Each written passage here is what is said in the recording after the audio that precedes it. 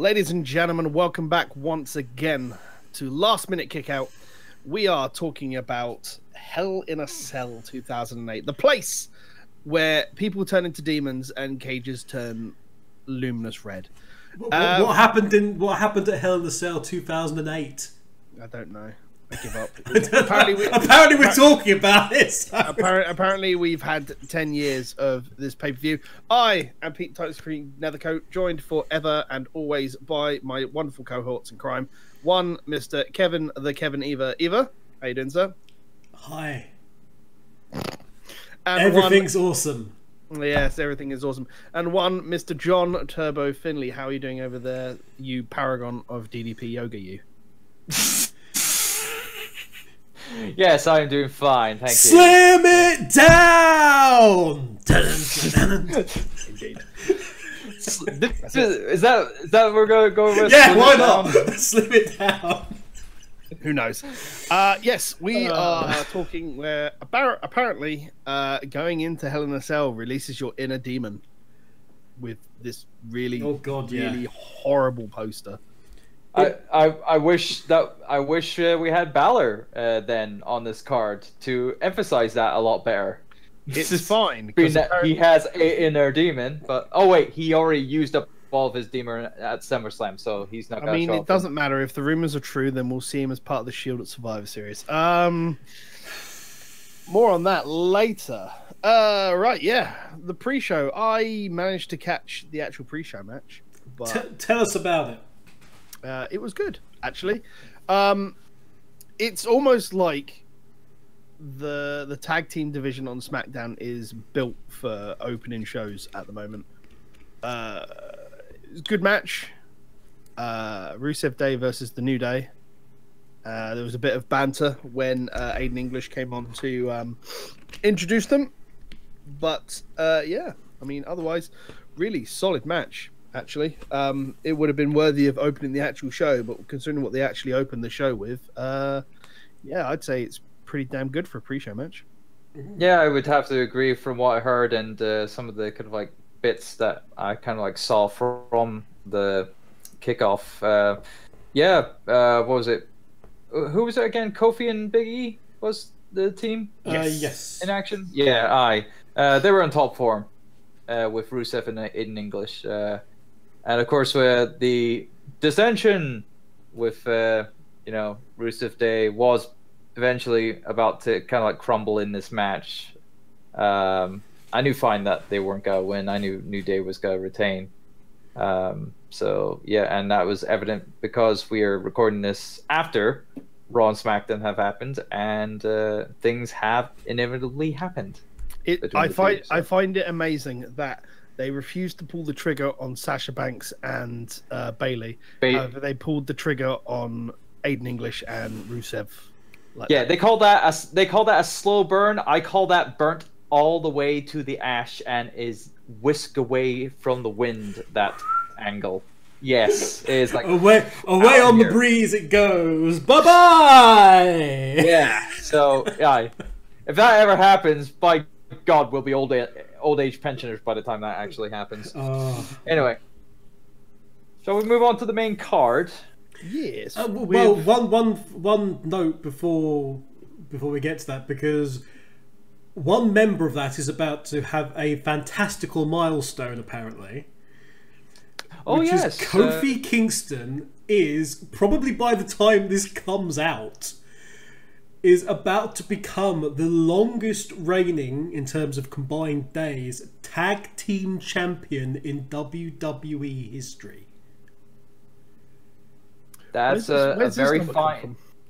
Well, from probably Wikipedia, obviously. From clever people who have worked it out. He's, in terms of SmackDown, Raw, WWE World, and WWE. Yeah, he's had a number of championships in his career in the tag team division. I mean, he was tag teamed with CM Punk at one point, and of course his accumulative kind of like title reign with the New Day has increased that that's about 500 immensely.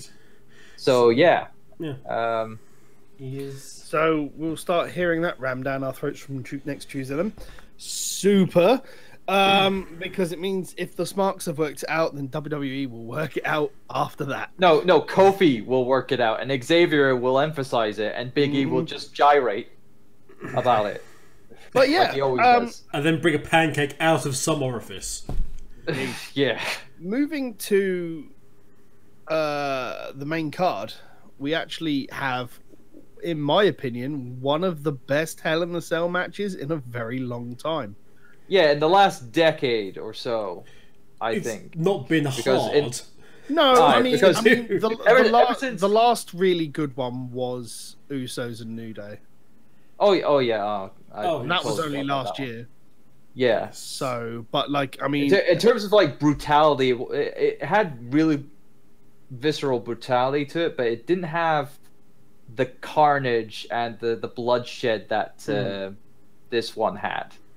I'll say that much. Well, I mean, considering we've moved away from bloodshed, I mean, you really can't do it. I mean, they'll bring it out on certain occasions, and the bloodshed that happened was obviously by accident. Accidental, yeah.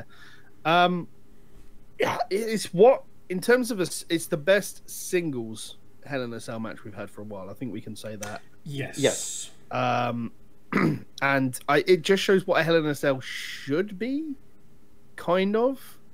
Maybe. To a certain degree, there were moments where it was like, woo, you know.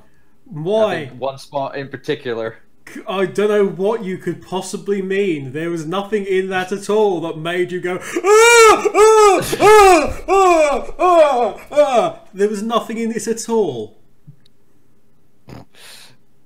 Well, at least Jeff didn't climb up onto the top of the cell and did a swanton bomb off of it. Jeff at didn't least die. Appreciate him not doing that. Jeff didn't die, which was my honest to God fear going into this. That Jeff died. For somebody who's been wrestling for goodness knows how long with what amounts to a small dagger underneath where his throat is, and has not managed to stab himself to death with it. I would like to point out that we would get told that we would get kept in the loop, and I heard nothing on SmackDown regarding the welfare of Jeff Hardy. He might very well be dead. Oh, it's like we shoved him. Look, the man was able to take a 2x4 full of nails to the stomach multiple times in the other company. So they'll just use the same method. They'll just chuck him in the lake of reincarnation. Not be named. The lake of reincarnation. Just chuck him in. No more Janice shots for him. Are we assuming that is Jeff's farewell match? Yes, most definitely. No, because, I mean we were expecting it back at, was it Extreme Rules? I can't remember, but not Dick Kick City is where we were expecting Jeff to call it a day. City. And yeah, I don't know. I mean, if you're going to go out on any sort of match, that's the match you go out on, really, isn't it? I mean, there's been lots of talk of his like a wish list of, I want to go against this person, I want to go against that person in the last couple of weeks. So make of that what you will. That Jeff, I think Jeff could be brought back. I think Jeff might go out part time. Yeah, maybe. He'll only be an idiot 6 months of the year. I don't know. I mean, even if they turn around, when they in TNA with the proper broken Hardys? I mean, broken Jeff was not a high flyer, was he? Wasn't that the whole point behind the? No, gimmick? that was because broken Matt was fighting against not Matt's condition, but Jeff's condition, which was that he was a spot monkey. And that it is yes, you'll need to go off and fly off of things. So why couldn't we actually have the Broken Hardys with Matt in a more manager sense at ringside, with Jeff being less of a spot monkey? We might do. Sorry. Am I making sense? Is this why this isn't going to happen? No, well, we might do. I don't see why that couldn't happen.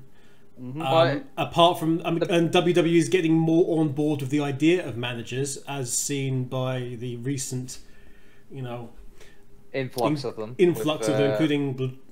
including still whatever they managed to do with AOP, where they move it up to the main card, get rid of the manager, and then pair it with the 205 Live general manager. I don't care. We get more Drake Maverick. That's fine by me.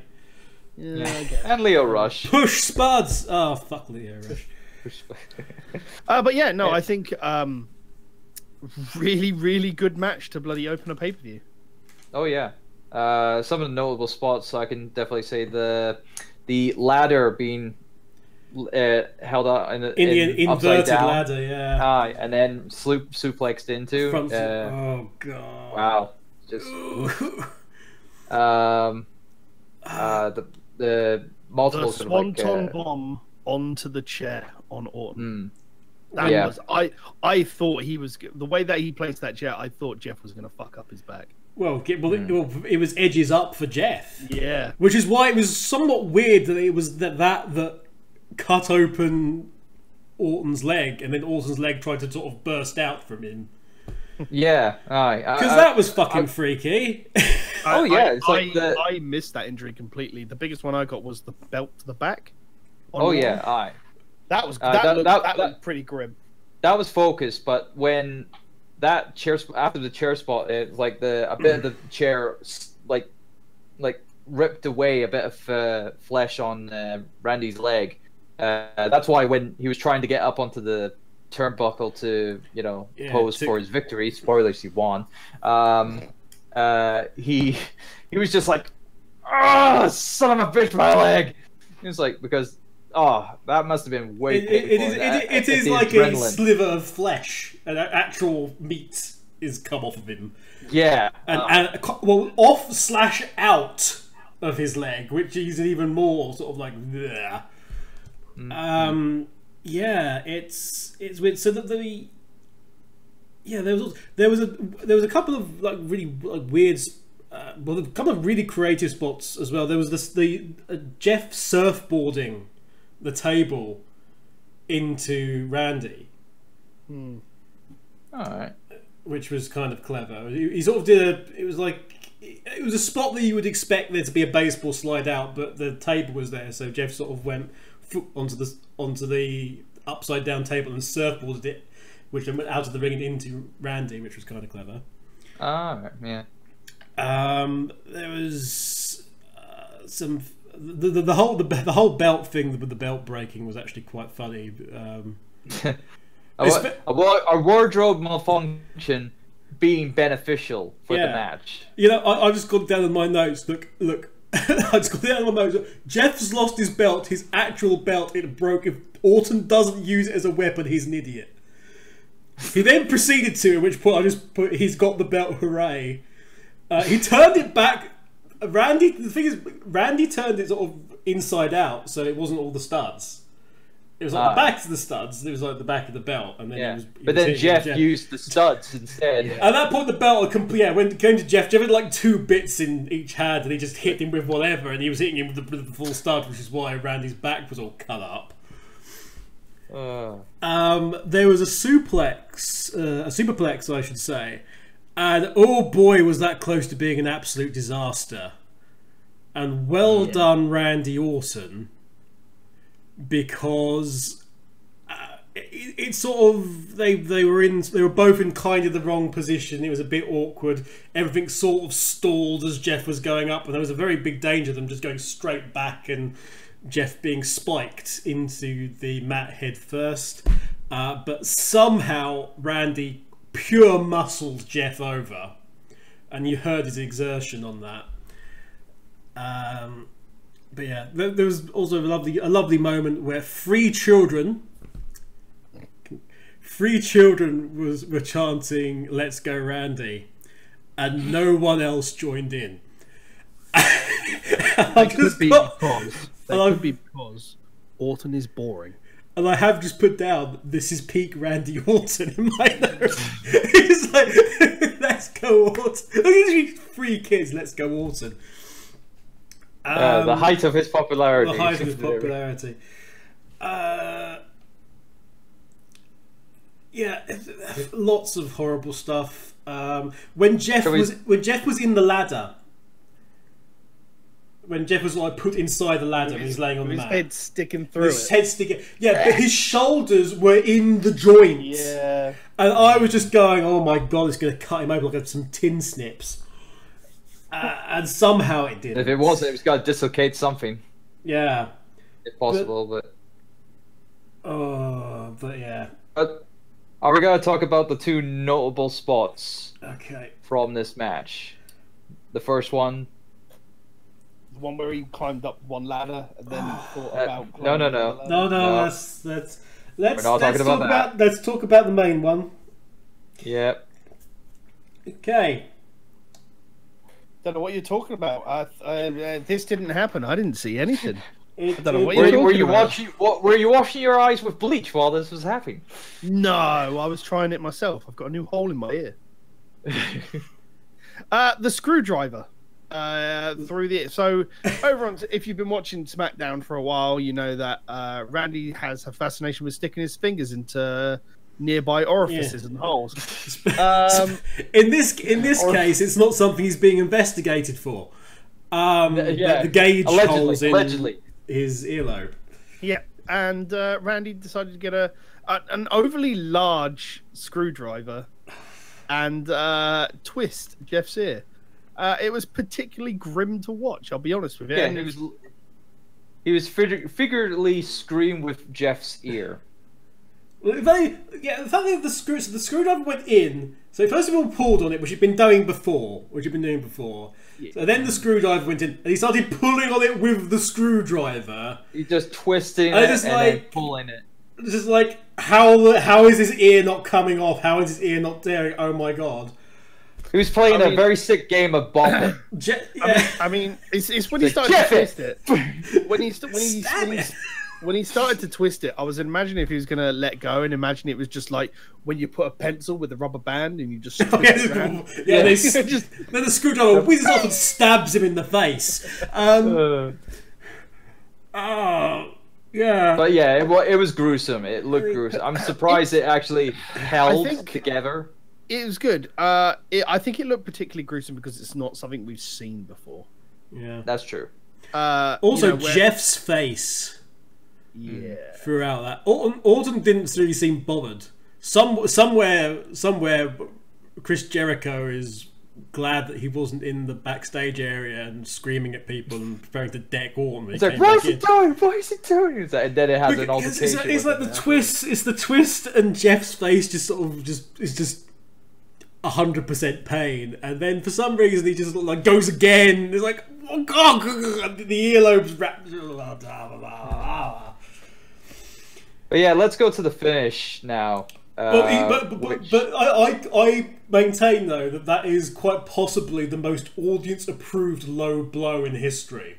Yes, because everybody wanted that to stop. Yeah, there was nobody going, yes, give it. No, stop this now. Yeah, if there was ever a low blow that was justified, it was that one there. Christ, yes. I always hoped there was a bit more pepper in that, because that was just. Woof. Anyway. But next. We'll go to the end of the match, which was obviously we knew fine that something big was going to happen to finish off this match. I just didn't think that Jeff would bring out this kind of like this was definitely be something that would happen in a TNA kind of like match. You say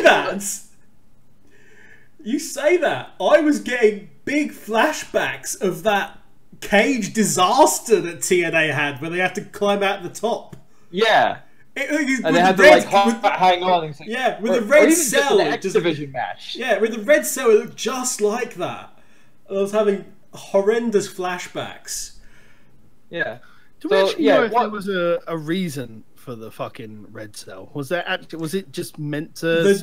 The general feeling is that with all this is the buzz that's been going around from everybody. The general feeling is that with all the talk that's been going on about 20 years since the Mankind Taker one, that Basically, Vince forgot how old Hell in a Cell is now, and basically just said, "Paint it red," to freshen the look up a bit. Because hey, it's if you paint that cell red, then you've got the blue cage back. Then it just looked like a Jolly Rancher candy. That's all it did. It just looked like the same color as a fucking hard-boiled candy. I hope to God he doesn't say anything about or nobody tells him how old a Iron Man match is. Otherwise, he probably change it somehow where there's like. I mean, when Vince next celebrates his birthday and he makes an appearance on Raw, he's just going to be red. That's all it is. He's just going to come out. He's just going to be red. Nobody remember how old I am. But yeah, I think we should move on from one really fucking good barnstorming match to another. Charlotte Flair defending the SmackDown Women's Championship against Becky Lynch. I love this match. I really did.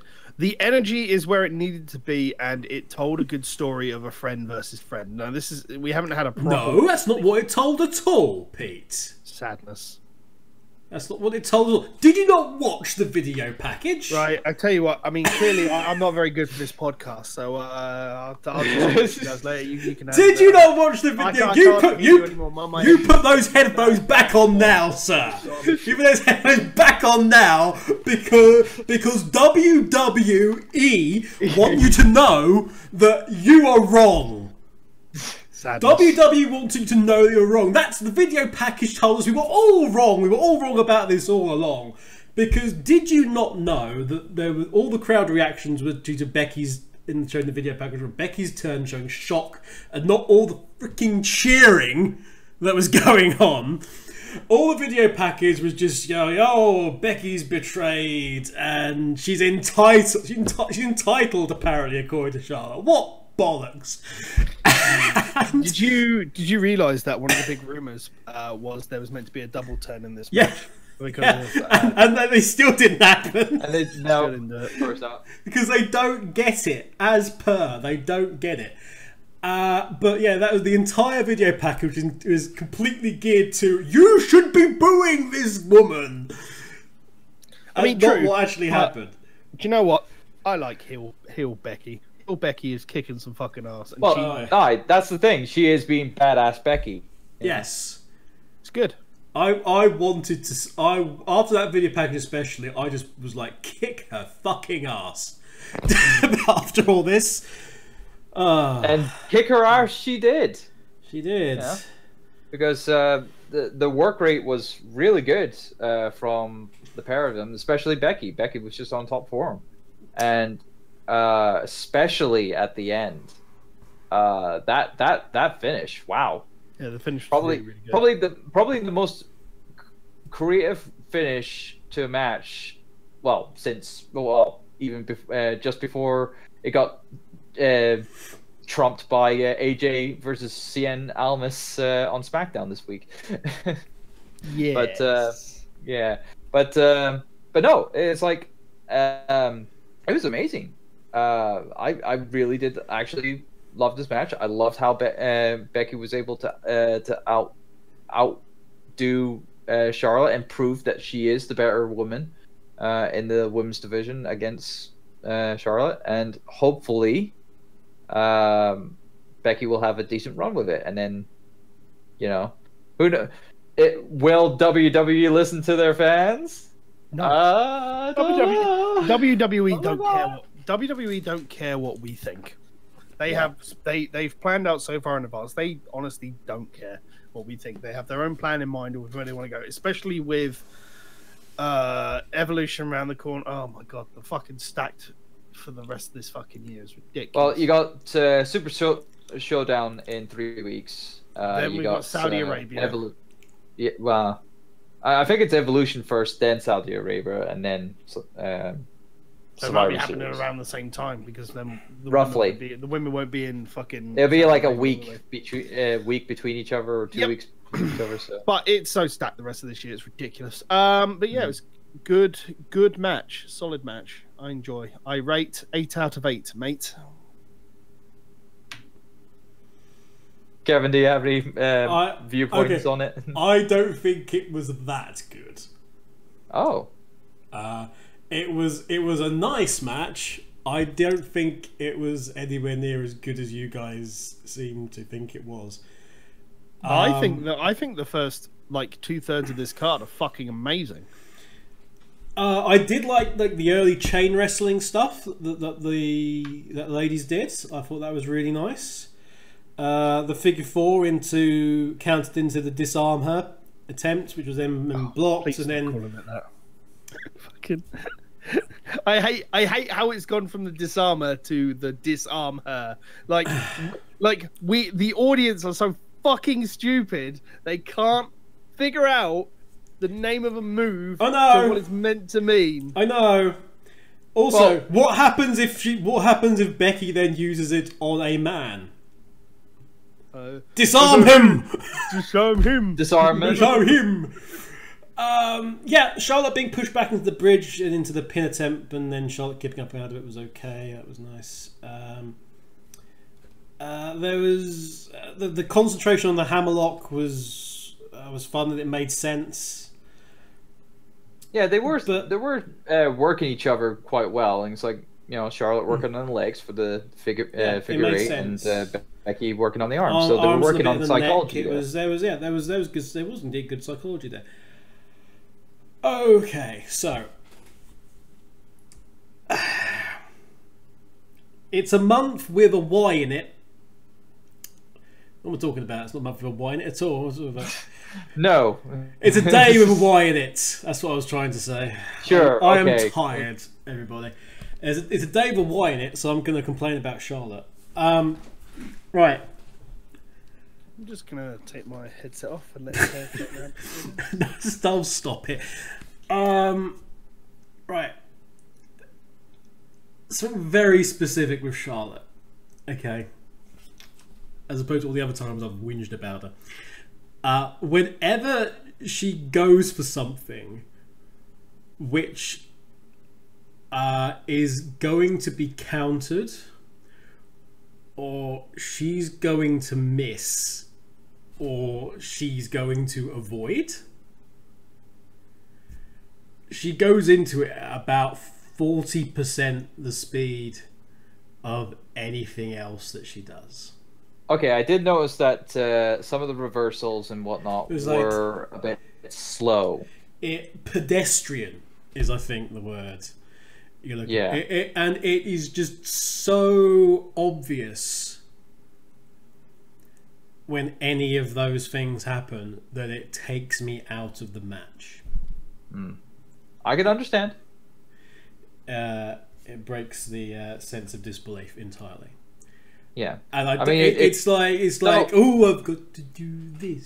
Though it's not as slow as, like, say, an Eva Marie match, shall we say? But as you mentioned, there was Irish whips where she was like Irish whip full in, boom, other Irish whip. Oh, I'm going to avoid her. This is just, like 2 steps away from the turnbuckle. She just like completely slows down because it's like, oh, I'm going to hit this now.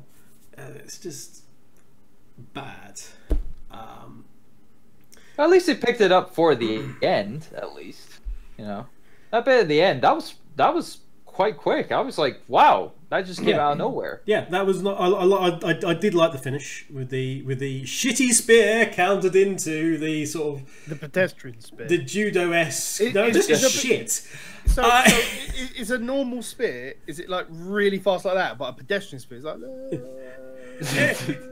Okay, so Charlotte tripped over her feet and tried to sort of fall into Becky, and then Becky sort of rolled her into some sort of very judo-like throw, actually.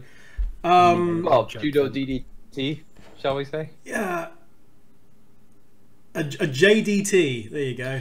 See, now that would actually be a nice counter. A spear into a fucking power slam. That would be really cool to see if it's done properly. If you do well, it'd be kind of difficult to try to do. It's doable, but they'd have to be less. They'd have to be more upright like that, in less horizontal. But it would be a really cool counter. I think Orton would probably pull it off more than anybody else. But... Yeah. There's only one person on the main roster who does a spear which deserves to die like that, and that's we'll talk about him later. But there was lots to like about in that match. The yay boo punches forearms, and then Becky getting pissed and trying to cave in Charlotte's skull with forearms and elbows. That was fun. The powering out into the sit-out powerbomb. Graves yelling, "Injured arm and all! Look at Charlotte!" And like, yes, look at her no sell. Why are the commentators being really reliant on pushing injuries in matches at the moment? I don't get it. Somebody's getting, somebody's got in their heads that injuries equals drama. It's been a big thing since they started using that branded tape as well. I've noticed it a few years back, when basically Cesaro was massively taped up, and it was the best of 7 match between him and Sheamus. And Oh yeah, ever since they all started using that tape, and they've all been really pushing the bloody specific injuries on things, and it's just been well, except for one person, which we'll get to later. There's a couple of people who are very genuinely using it because it is a slight weakness now. One of them's Cesaro, and the other one's Bayley for the shoulder. Yeah. There was another couple of other nice touches in. Charlotte tried to roll Becky up, and this is before the powerbomb stuff, but the ref refused to do the count, which I quite like. And in situations like that, it's like the ref's just not doing the count. But in this instance, the ref was like checking the shoulders on his near side, and he was like saying how the shoulders weren't completely down, which is why he wasn't doing the count, which was really nice.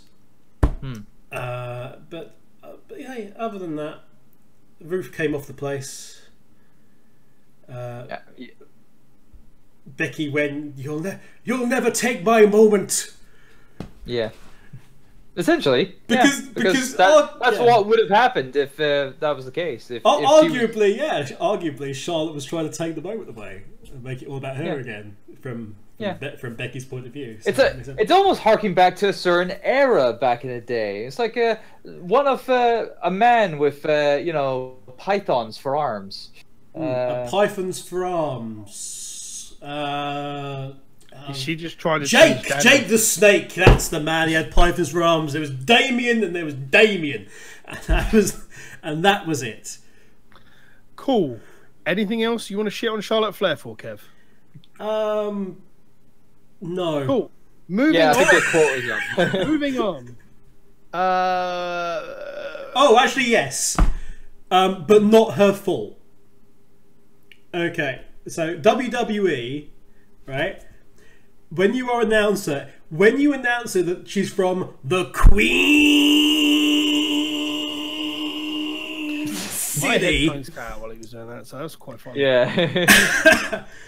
When you announce that she's from the Queen's City, that will not get her a face reaction anywhere apart from the Queen's City. If you put emphasis in Charlotte. On the Charlotte or South Carolina. Yeah. Well, if you're gonna get in the Carolinas, you probably get it for it. But anywhere else in the US, she's not gonna get a face reaction for that.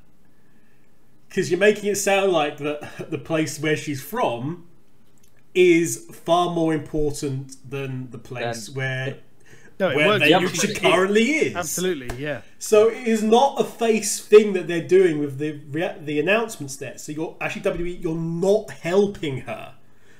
And whilst it's cool to have that emphasis, and I know that announcers like to put their own little spin on things, superstar. But you're not actually helping the situation yet, and that needs to stop. Yes. Moving, if we can get a word in. Moving on, we're going to look at the Raw Tag Team Championship of Seth Rollins and Dean Ambrose. By the way, I really hope everybody's enjoying these title matches you're getting, because you're going to get little to fuck all at the Super Show down under. So yeah, that's going to be interesting soon. Oh yeah, it's amazing what happens when you pull a power trip and put all the belts on your main eventers. And I fucking moaned about this on Twitter a couple of weeks back. Yes, you did. If you put all your belts on your main eventers, no one else has anything to fight for. Like, and you're just gonna have a whole roster of people who are just squabbling for nothing. Yeah. Basically, every Raw championship will not be defended at Super Showdown. To my knowledge, I said it in the last pay-per-view. They need to make it as whoever gets a pinfall gets the belt. That's the only way they can spice up that match. But no, they won't do that because there's already a title. Well, for the Universal title, there's got to be a match in Jeddah. Or not Jeddah, we'll talk about that later. But because you had said that in the previous show that we did, I went into this absolutely convinced that was actually the case. It wasn't, and it would have made perfect sense to do that and do the 2-man power trip thing like you said before. And well, the 3-man power trip in this case. Yeah. I'm just pretending that isn't a thing. In both cases, actually. But I tell you what, boys, this was a fucking awesome match. It was really, really cool. Yeah, absolutely. 2 big thumbs up from myself. Like, amazing. I love Drew. He is an McIntyre. absolute master. I think it's like, yeah. That's a word I've just made up now. He's a bastard of a man. He's a manstered. No, he's a master bastard. That's a master bastard. Oh, yeah. Yeah, he's definitely gone beyond Thunderdome. Drew looks such a badass just coming out, and it's just like, oh my god. He's the entirety of the match. It's gone to show that he has, upped his game. Since last time being in the company, and sometimes all it takes is to leave and hone yourself a little bit. Yeah, the work rate and the psychology between the 2 teams were amazing. Dean, even though the only issue I have is Dean. I think this is his first match back. I think, unless he was in a singles match beforehand. He's had single matches on Raw. Yeah. In this match, he was a bit, just a. Yeah, I think he could be a little there. Do you know what it feels like with Dean Ambrose at the moment? It's like everybody's expecting the heel turn to break up the Shield to come from Dean Ambrose, and he's come back and he's got that look like he's consistently pissed off, and like he's got the heel look like he's going to turn on somebody at some moments, and that's what it feels like at the moment. And every time he's out there, it just looks like at one moment he's just going to screw over Rollins or someone else, and it's just going to devolve. But we, unfortunately, know better because the Shield is a license to print money right now, as we discussed last time. So this is obviously going to take a while. It won't happen until like Rumble. Like they'll either start infeuding in the Rumble or it'll end at Mania. I think they're gonna lead to a fucking triple threat Shield match at WrestleMania. Is what I think they're aiming for Raw right now. Yeah, but back to the match in hand. Great spots and whatnot. The blockbuster came back. Yay! Thank you, Seth. At least that's something that you could do quite well. It's like just stick with that. Don't do a sling blade ever again, please. We had another shit sling blade. Yeah. It wasn't. It was better than last time. Yeah, but still, not as good as the Master. Nope. But I'm trying to think of be more biased there, John. be more biased. With what was it? The ending was really good as well. Like that spot where obviously Seth had Dolph at the top rope. For Can I be superplex. honest with you? This fucking superplex into the rolling Falcon's arrow, like, I think it's good, but now doing it every match is getting boring. It really should be one of those things that he brings out every so often for a caliber match, but doing it every singles match, doing it every match is just, it looks like it's a high risk blockbuster move which you should bring out every now and again, you know? Yeah. like it could be like a WrestleMania move. Like, but that's the problem with matches now. They have to have all those wow moments in every match now to keep the crowd engaged. Yeah, but look at the first time which he is did a problem. He got the holy shit moment when he did it the first time, and now it's just it's another superplex rolling Falcon Arrow combo. Yeah, but now they're trying to incorporate it into different ways of how it can be executed or interrupted, like it was for the end. Absolutely. Because previously, on the previous match when it was just Dolph and Seth, we had the inverted superplex into an inverted Falcon Arrow, which looked sick as hell. But here's the thing. We've been led to believe over years that a superplex is going to damage everybody and lay them out. And now it's just like, it's fine. It's Seth Rollins. He superplexes and he'll just get back up on his feet in 2 seconds because, you know, superplexes... It's adrenaline. It's like every move in that time erodes it in terms of its perceived power as more and more people use it. Like how a stunner is no longer the most devastating finisher of all time because everyone else is using it, or super kick for that matter. Please see the DDT. The DDT, yeah. The DDT. Speaking of which, one of the best bits I thought was actually Rollins countering Dolph's high DDT into a Falcon Arrow. That was a really nice move, and smooth as well. Smooth as anything. Really good.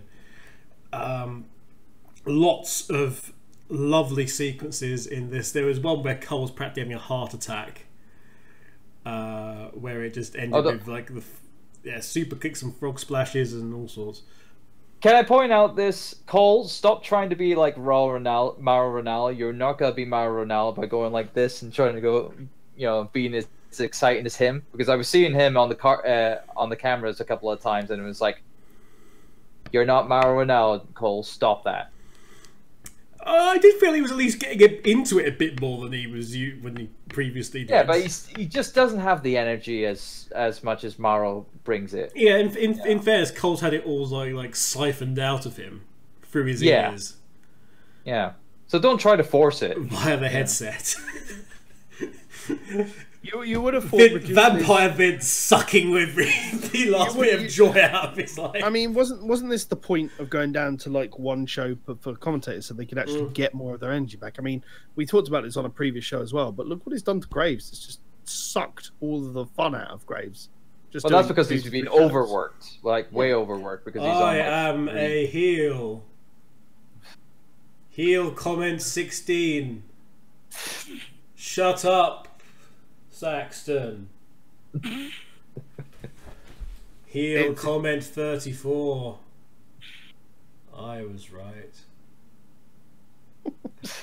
Appraisal number 7 to heel. Yes. Correct move call 6. Aha. Fuck's sake. It's solid match again. And I want to go from a solid match to another solid match, but with unfortunately a second dodgy finish in a row. AJ Styles against Samoa Joe. I really liked this match. It was really fun to watch. It's just the end that got me. But to be fair, I did call it. I did call it was going to be another dodgy finish to go into a third one. I mean, there's already been cries that AJ's thing has gotten stale. WWE 2K19 is literally round the corner. I the title is going to be changing hands in. I mean, we know that there's going to be title changes at fucking Australia and Saudi Arabia. We know there will be, and I think the title's going to leave AJ at Super Showdown. And if you watch SmackDown this week, I fucking told you when a Miz or Bryan were going to get put into the fucking main event scene. Fucking curse your prophecies, damn. No, don't curse his prophecies. Praise his prophecies. Especially if it's that extended one that we came up with, because bloody hell, we're going to enjoy the hell out of it if it is. 9 months, 9 months of booking. Yeah. Random question: if it's Paige's house and this is also the house AJ Styles built, does this mean that Paige hired AJ Styles to build the house? Yes. Sure. Okay. Why not? Before Paige was there. But yeah. Secret So AJ Styles built the house and the architect designed it. Yes. Okay. Sure. There's that plot hole covered. Well done, everybody. Yeah. And the only problem I've got with this feud is the whole bringing the family into it. We know that the family angle didn't work how they wanted it to work. When you scare your own actual live child on television, it's not going anywhere. And I really wanted Joe to drop it and just be like, I'm just gonna straight up murder you, AJ, because that's what I'm good at. You know. But he also Joe has that ability of being psychological as well, and that, you know, having the family angle put in there, and, you know, messing around with, you know, AJ's psychology to the build up of the match. Yeah, it was something entertaining while to get us to that match. It didn't need to be incorporated into the match, but it was at SummerSlam. But remember how this feud started, where it was Paige that went to Joe and went, I want you versus Styles because it's going to be good. And Joe's like, I'm a fucking destroyer. I'm going to fuck your shit up. And then it's incorporated the family. It didn't need to. It could literally be what they've built Joe up to be this whole time, which is someone that's just going to go and fuck shit up.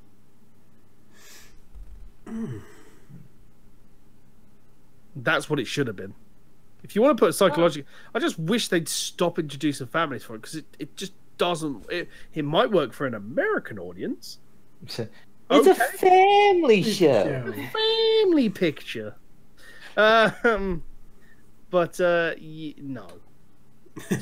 Just bin it. I mean, we've already seen that it's essentially going to get binned due to the screwy finish, and AJ and we're going to see AJ Joe once more.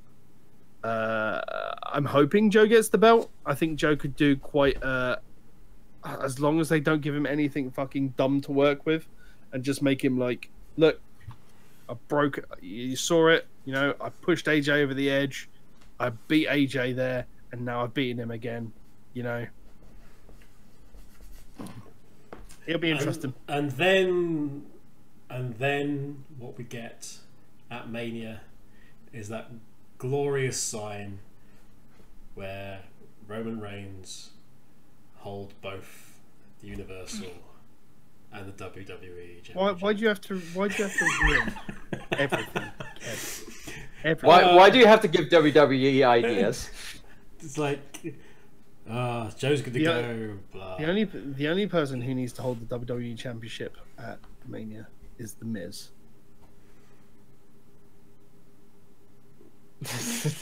We don't need to go into that again. The Miz. But I'm Vince McMahon, and I say. I think if you want to be Vince McMahon, you should pick up WWE 2K19 and do your own story / career mode, whatever they put in. I want to do the GameCube games at some point on the channel, but there we go. Spoilers. But yeah, I thought this was the last of the best matches on the card. No, the next match. The next match is okay. It's not brilliant. It's just not as great as the matches. It's the last of the best matches on the card. It's again about WWE pay-per-view suffering from last hour disappointment. Yeah, because they front loaded the show with all of their fucking workhorses. You see, I actually thought that all the all the SmackDown shows was at the start of the pay-per-view, but no, it was only they had like one Raw, which was the tag match there to kind of like break it up a little bit. But no, it definitely goes to show you that, you know, a lot of the SmackDown, you know, team are just on top form and way better than the Raw. You know, no, absolutely. SmackDown's been really, I think Raw need to, if they want to get their if they want to get you know, more kind of like positivity with their you know, pay-per-views and stuff like that, and to get more, you know, recognition and praise, then they need to fucking step up their game. Because if that's the case, where half of your pay-per-view is shit, or no, half of your pay-per-view is great at the start, you know, and then you go into the second half and it's like absolutely terrible, they need to learn from that. I think the problem isn't that the Raw superstars are shit. It's more to deal with people. The angles people aren't interested in the story and maybe the character, because as I've said before, like, Roman Reigns is a good wrestler. The problem with Roman Reigns is he's been pushed down everybody's throat so much that people are just tired of Roman Reigns. Now, I can give you the best example of this is when they were building up to the Reigns Triple H at Mania thing, and Reigns was gone for weeks. Came back, and on the last episode of Raw before Mania, fucking went proper hardcore and was demolishing everything. Chairs, tables, everything, all around the ring and the arena. And the man got cheered for it. And then at WrestleMania, it was just back to being boos, because you don't boo Reigns, you don't boo Triple H. Unfortunately, that's simply as it goes. I mean, it just led into the wrong thing. Now, we've had they even pointed out I think they pointed out in commentary, we've literally had Reigns main event in WrestleMania for the last 4 years. People are tired of it. Even the fucking Rock didn't do 4 years of Mania in a row. You know, Triple H didn't do 4 Manias in a row. No, because even when he was against Sting, he was in the mid card.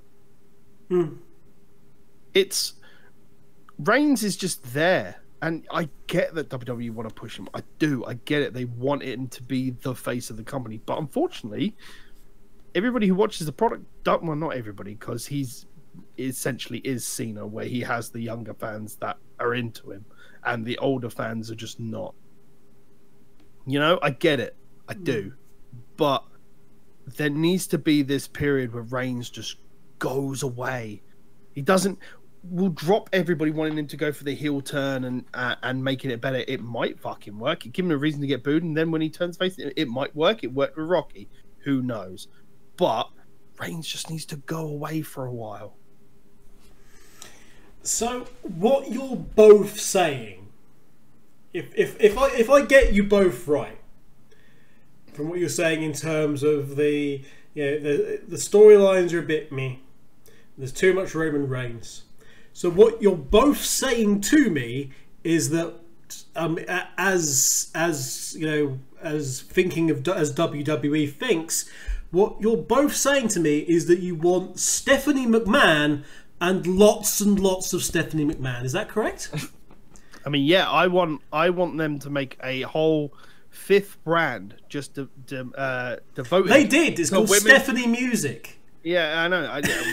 Okay, yeah. It's I want a whole 5th brand devoted to the women's wrestling. I want Stephanie to be GM over there, and yeah, that'll be it. Yep, shout out to anyone who remembers Stephanie Music, by the way. Yeah, you know, that's just what they'll do. They'll just stick Stephanie McMahon into everything, because I don't know, they have no soul left. But yeah. If in doubt, stick a McMahon in a storyline. If in doubt, stick a McMahon in the storyline. Is it going badly? Stick a McMahon in the storyline. Is it going superbly? Stick a McMahon in the storyline. Have we not had a McMahon in a while? Stick a McMahon into the story. Yeah. Anyway, but yeah, let's get to the match. Anyway. That. I mean, I liked Joe and AJ, with the exception of the screw finish. It felt a little bit off, but as I've said before, it's all leading to the thing, and I think AJ's gonna lose the belt in November because WWE 2K19 is out. Then it's out, and they don't have to worry about the poster boy for the game not being champion anymore. This is the game that AJ Styles promoted. Mm-hmm. Yeah. So the next match, the tag match between, is it that or? Oh no, I wasn't sure if you guys wanted to talk about Joe AJ. It seemed to be mostly me. No, I was quite happy to let you go on that one. All right, fair enough. Yeah. Tag time. Brie Bella and Daniel Bryan against The Miz and Maryse. I'll be honest with you. I thought this match was gonna go in Daniel's favor. I thought they were gonna get the win off of it. I kind of like what they did with it, in terms of them sort of putting, just like, hey, it kind of proves the Miz right about how Daniel's brought Brie into this, and it's all marriage of convenience. The marriage of convenience. It's nice that they played on it a bit, because like Miz and Maryse had like his and her versions of the outfit. I thought that was quite nice. It had a very symbiote look to the Miz and Maryse, didn't it? It was very Venom-esque. Yeah. If I'm going to talk about ring attire, I'll tell you this much: Brie and Bryan need to stop wearing those colors. What is with that? Because here's the thing: it's related to the Seahawks, which is Bryan's favorite football team, and they lose a lot. Bryan, stop wearing the colors. They're cursed. Please, for the love of God, they are not working for you. No. The symbolism is that they're the underdog. He's the underdog. That's the symbolism there. I thought the Seahawks were like a sea green and silver. They might be. I don't know. Oh, never mind. But I was legitimately wondering that. So thank you. That's the case. They literally mentioned it on the SmackDown when he debuted them, I think. Yeah. It doesn't seem. It seems weird to see him in those colours after being so long being the claret and the red and the black. Well, they finally changed his Titantron as well, haven't they? Yeah. Yeah. Yes is back. Yes is back. Indeed, it is. I'll tell you what was also back. What was also back was Maryse getting her own entrance, and I actually didn't realise how much I missed her music. Strangely enough, yeah. I quite like that. I thought her entrance was like very annoying, but no, it was all right. Yeah, it was nice to see. Lots of cool stuff in this. Not saying it was all nice and smooth, but of course the ongoing. But yeah, it was like basically just take the John and Nikki versus Miz and Maryse match for Mania and just swap John and Nikki with Brie and Bryan. Hell, you don't even need. Hell, by definition, you don't technically have to swap Nikki with Brie. Yeah. Yeah. You won't tell the difference. It's fine. Yeah, no. This was one of those things that I wasn't interested in the match, but the finish. Like who won was interesting to me. Like the match was quite bleh. Yeah, it was by the numbers. It was quite obvious that Maryse was trying to do the Brock Lesnar style of wrestling, where if she doesn't wrestle the match, she can still get paid. Yeah, and the whole coward angle that was part of it as well. So. But I'm glad it's done. It now leads into Miz and Bryan having another match, and the winner gets a fucking title match. Yes. That's what I want. Yes. Look, they won't win. Look, I know. They won't win it. They won't win it straight off. But it's good. It's in the right direction. Now it moves on to disappointment number 1. Okay. Alexa Bliss and Ronda fucking Rousey.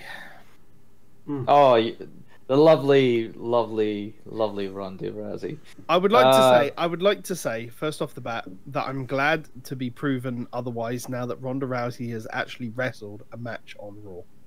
I'm glad to be finally proven wrong. It's only taken since the Royal Rumble to do it, but I'm glad that they finally did it in the build up to Hell in a Cell. Royal Rumble was like yesterday. Yeah. No time at all. Actually, one more thing before we actually get onto that match.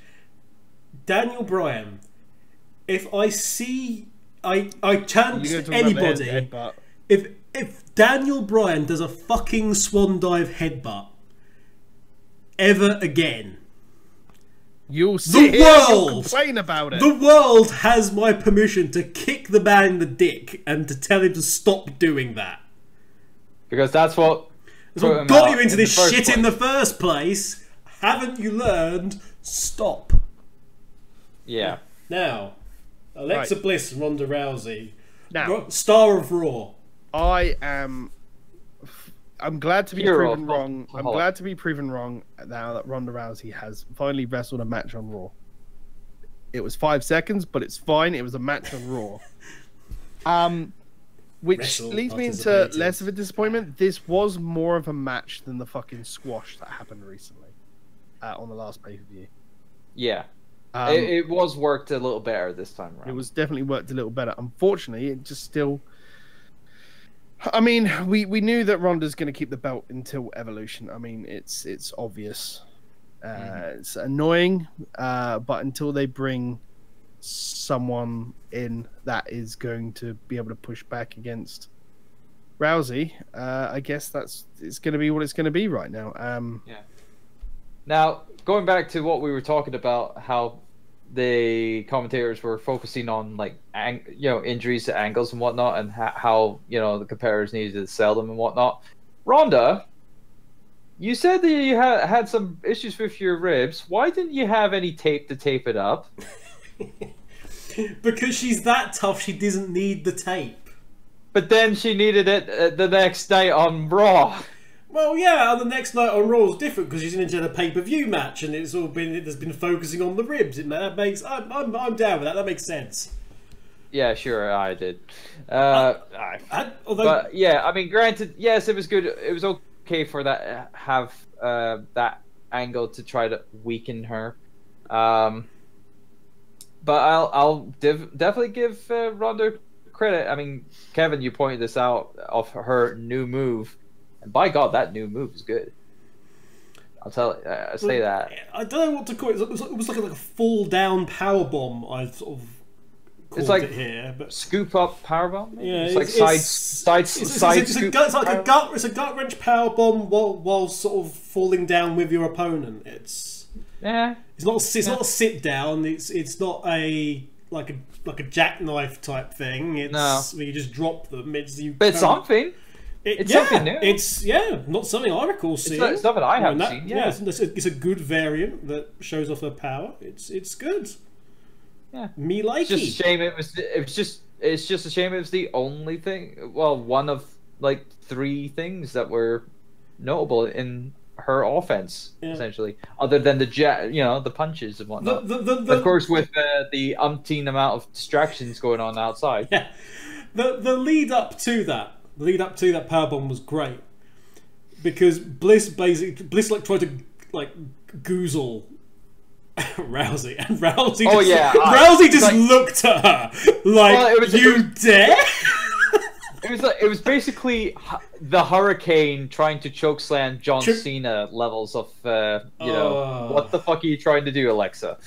Yeah, and you sort of just stared a hole at her. Through it and then just growled, and Bliss screamed screamed in terror, and it was legitimately very funny. It would have been even better. It would have been even better if Ronda just suddenly just went zoom, motherfucker, zoom, and her eyes just went red. You know, UFC, motherfucker, UFC.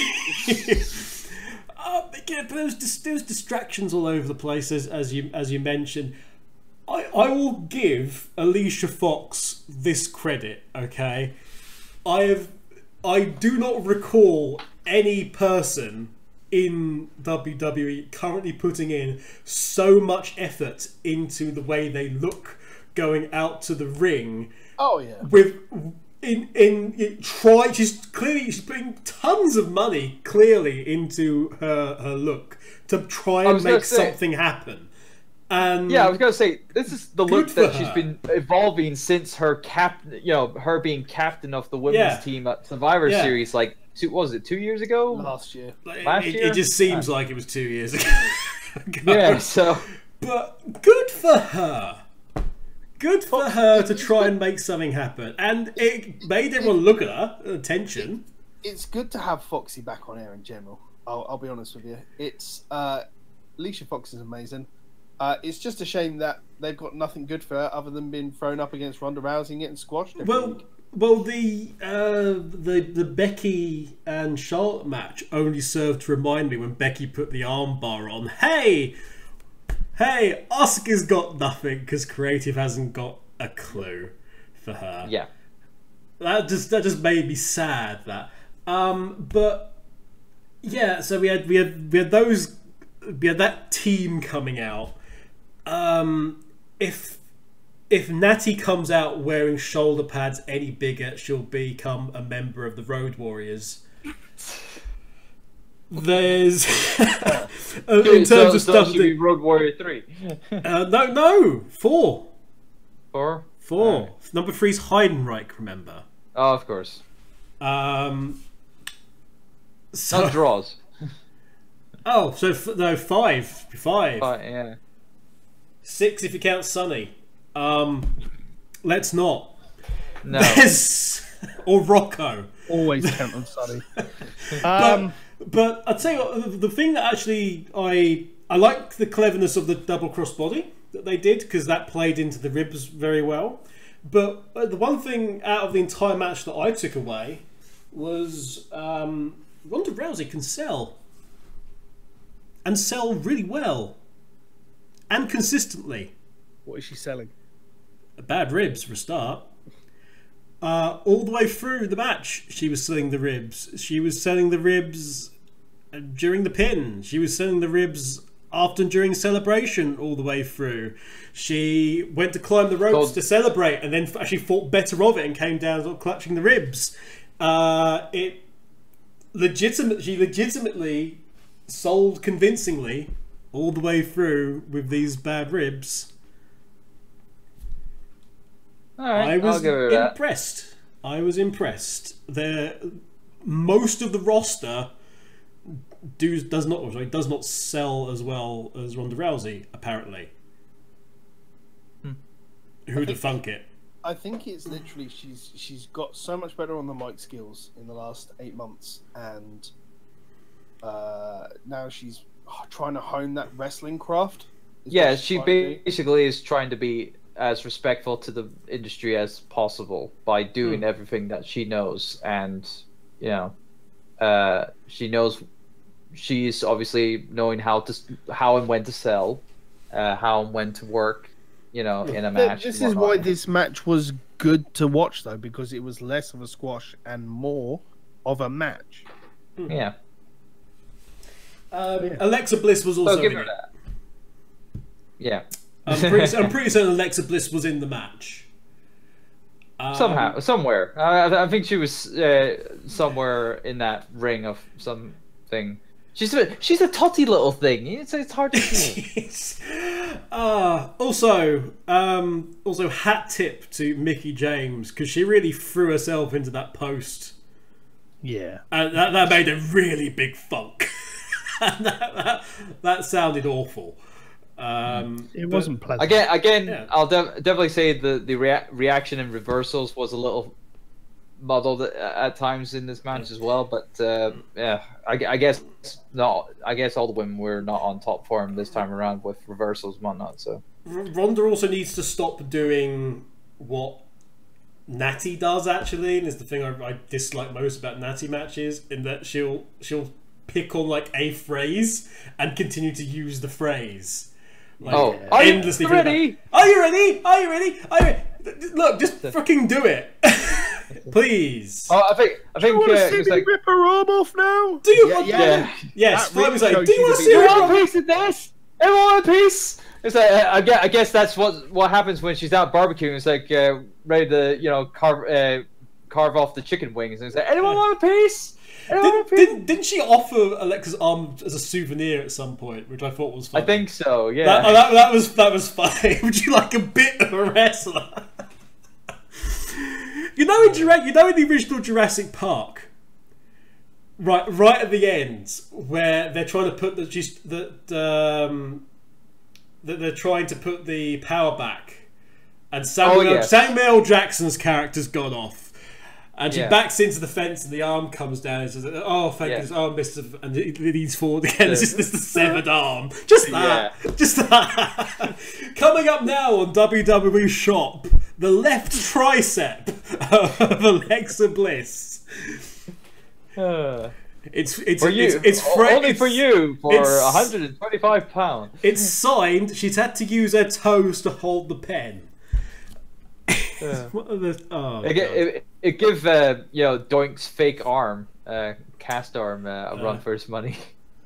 Oh man, but anyway, yeah, they could put it on there with Mad Dog Vachon's leg. That's what they could do.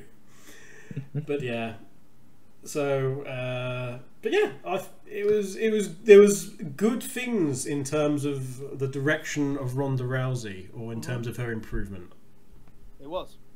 And from improvement to disappointment in the final Hell in the Cell match of the evening, with Roman Reigns versus Braun Strowman, which in a match with only pinfalls and submissions, no disqualifications, no countouts. Right at the beginning of the night, they said three things going into the Hell in a Cell match with Hardy and Orton. The first was that Randy has been in Hell in a Cell 6 times. I challenge any of you to remember them, apart from the handicap match against Taker. Another 5 times. I honestly cannot recall any of them. The second, I can recall a John Cena match in there. Was there? I believe so. It's lost for the championship. It's lost among the other 12,000 John Cena Orton matches in my mind. Yeah. It was the 39th Hell in a Cell match ever, thus making this one the 40th. And this is a direct quote: "There are no rules. You only win by pinfall or submission." Which I know sounds like rules, because they are. This Hell in a Cell, it's supposed to be the grand decider. Oh. After you, Pete. Pete, what have you just seen? The reason why you probably can't remember them, Kev, is because the first one was Undertaker versus Orton in 2005. Okay. The second one was John Cena and Orton in 2009. Okay. The third one was Orton versus Sheamus in 2010. The next one, oh, you'll like this one. In 2011 was Orton versus Christian. Oh god, yeah. Wow. I didn't think that got put in there. This makes me sad now. And then in 2013 it was Orton and Bryan. Oh, Orton Bryan, alright. Oh yeah, of course. Look up the Randy Orton You Can't Remember the Fuck of Any of His Matches collection on WWE Network. Wow! I was looking it up and I was just like, okay, the first two I'll give it to, but then it was just like Orton versus Sheamus, and I was like, no, we need to talk about this now. No, we're done. But so yeah. Hell in a Cell, the grand decider. Two men enter, one man leaves. Let's have the entire pay-per-view end on a no contest. Welcome to Battleground 2013, everybody. It wasn't even just no contest. It was no contest with just lots of people getting involved for no fucking reason. Yeah, I know. Hell in a Cell, so the Shield can't enter, and the Dogs of War can't enter. They'll just fight outside it. Right, and then Brock Lesnar will enter and kick a door in. And then because he just doesn't give a shit, he just walks up the door on the side of the ring. This is ridiculous because it was just like, okay, let's redo every spot we can do just to. No, do you know what's ridiculous about this match, Kev? Is the fact that Roman saying he's a man of his word, apart from all the times he wasn't a man of his word, or Strowman saying it's always been about you and I, apart from all the times it's not. I mean, we'll stick on that point for a minute. How about all the times where Roman and Braun have literally gone to war versus each other? Braun has no-sold a fucking trash compactor. Yeah. Fucking Roman Reigns has no-sold goddamn everything else. And one move knocks both of them out for the entirety of about 15 minutes while everybody fights around them. Well, we had a Royal Rumble situation again. We had a Roman sleeping one. Which was like, what is it about Roman Reigns matches where there's a big thing involving Roman Reigns where he has to be like absent from the match for 10 minutes in every single one? If the rest of us have to go to sleep during a Roman's Reign match, then Roman will as well. Right. Okay. The best sign of imminent doom for this match was right at the beginning. Because Cole's doing his big sort of opening spiel, his monologue that he does when there's a big match on about the importance of it and trying to sell the situation as McMahon yaps in his ear, and it was just, and he's saying about the big dog and how how wonderful Roman Reigns is, and but then it goes on to he says about the Hell in a Cell match. And as Reigns lifts the belt, and I swear this is true, Cole finishes off with the camera on Reigns and him raising the belt high with the words, "You can't escape this nightmare." It's just like, you're telling us. Good. There is nothing. I was gonna say, if that's not a clip to just like that was inadvertently beautifully charged. You cannot escape this nightmare. Roman Reigns is champion. I don't really want to talk about this match. I can if you want. The only thing I do want to mention is I'm not entirely sure if the Brock Lesnar swerve was a last-minute decision. Because he wasn't wearing a tailored Suplex City shirt for the location he was in. He wasn't all geared up. No. Also, Beardy Brock. Yeah, he was rugged, very rugged. I have a feeling that this was a last-minute decision, and I have a feeling it has something probably to do with Saudi Arabia wanting. More than likely. Oh yeah, the payday. Yeah, I just throw a bunch of money on. He was one of the ones at the last one, wasn't he? That was at the big. Yes, he was. The big meal with Taker and Vince and Brock, because Brock wanted his steak. Yep. As we recall. Yeah. But yeah, that whole thing. Well done. That whole thing. It's I don't know. With this match, it was one of the very first thing Braun yells at Brock was, "Your boys can't get in here to help you." So it was like, oh, well, that's that confirmed. Then they're coming down. Thanks very much indeed. Spoilers. Can we talk about how cameraman almost died? Well, don't they always tend to be? I'd agree. I'd agree, but with the door that Brock broke off, he didn't throw it at someone this time. So no, but there was a cameraman inside, like very early on, where Strowman just charges Reigns, and the cameraman is like missed by that, by the full charging Braun Strowman, and I'm not quite sure how they didn't collide, but were they to, there would be a dead cameraman in the ring. I'm sure the cameraman wasn't actually that close, and he was just he pretty much fell back into the wall of the cell to get out of the way. It was.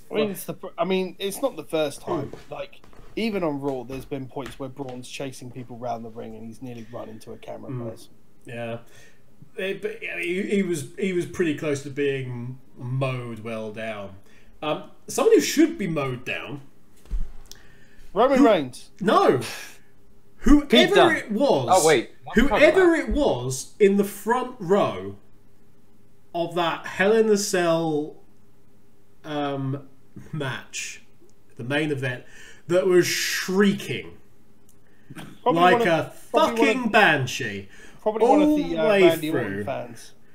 It was one of those three kids. Yeah. No, there was somebody who was just, I mean, absolute ear-piercing shrieks. It's like, shut the fuck up. Where was that ear-piercing shrieking when all that, the screwdriver spot was happening? Jeez. That was drowned by everyone just going. Well, everyone else going that, but But no, if it was that ear piercing, it would have been a lot. It was just shrieking because it was because Reigns was nearby. It was like, oh my god, shut up! It was just so distracting. Oh, anyway, but yeah, Roman getting the stairs dropped on his chest was doesn't matter because he's got padding. It didn't matter, but it looked kind of sick because it wasn't just like a boom. It was just drop them on you. But yeah, Robert, hold these for a second. But yeah, I mean, we had the recycled Spots-a-Rama. We had a double Taker Shawn with Shawn going off the side of the panel through the table, except we had Rollins and Ziggler. Yeah, and that was kind of like a repeat from the Rollins and Ambrose's Hell in a Cell match a couple of years ago. Every Hell in a Cell, I think we're watching somebody go through a table now. It was. I was very worried that Ziggler was going to do something really stupid at one point in time. I thought for one terrifying minute that Dolph Ziggler was going to get a Mick Foley throw off the top. Do you know what? Not in this day and age. I'm literally just happy that the top of the cage managed to hold when both fucking Ambrose and McIntyre close. Oh, it sagged though. It sagged, and it looked really horrid. But yeah, for McIntyre especially being such a big man, and I mean, you could, if you put a black jerkin on him, you could probably pass for Taker at that of that time, I guess. Well, I was gonna say he's like 6'4", 6'5", so he's just under. But it's not as tall as Taker, like so. They're all big lads anyway. Let's be fair. If I remember my Gorilla Monsoon, he's 6'10.5", 325. Taken from them, but yeah, I think he's a tall bastard. This match was just a cluster. Yeah, dog shit. Yeah, it was a massive bollocks, and of course, what was it Mick Foley getting maced by Paul Heyman? It's like. And that was after he counted a 3. Yes. Yeah. Oh god, it's ridiculous. Yeah, I think we should. I think that pretty much wraps up. Really, marks out of 10.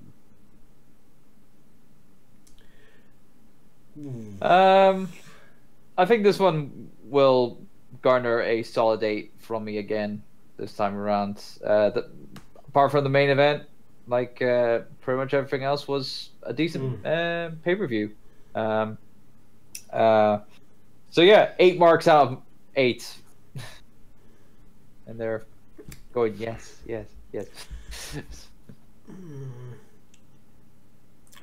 I know you're gonna be a lot lower, Kevin. I know that because you weren't. No, you had some. I know this is a tricky one, Pete. I rate 8 out of 8, mate. 8 out of 8, mate. Okay. Yeah, it's an 8 out of 10 for me. Okay. Solid 8, mate. Okay. I'm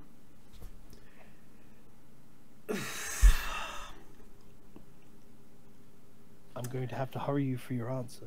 Okay. It's. I'm just thinking of sort of putting it where other ones are. I'm going to put it as like a 7.5. Boo! Boo that man! It's not good enough, Nate, for me, and it's too good. It's better than the I 7. actually enjoyed Hell in a Cell, and before I forget, thank you very much for watching and or listening on YouTube or iTunes. It has been a solid year since we started this. I wonder if somebody was going to bring that up. It's officially our anniversary. Yay. We've survived a year of WWE booking. Best of luck to all of you in your future endeavors. You're fired. No, seriously, thank you very much for watching and or listening. We are literally just 3 guys doing this in our free time who just enjoy or hate the current WWE product, depending on what matches are in show. And the best thing is they don't care either way. Exactly. But no, seriously. Even though they supposedly listen to their fans. Indeed. But no, seriously, thank you very much for watching and or listening, guys. It's an absolute pleasure that you continue listening or watching on youtube.com/lastminutecontinue or on the iTunes feed, which I don't know the name to. So I think it's just Last Minute Continue on iTunes that they can find us, or Last Minute Kick Out. If they're listening to this on iTunes, then they're already there. And if you're on the YouTube thing, if you look at the end of the video, when the end slate appears, there'll be a link there.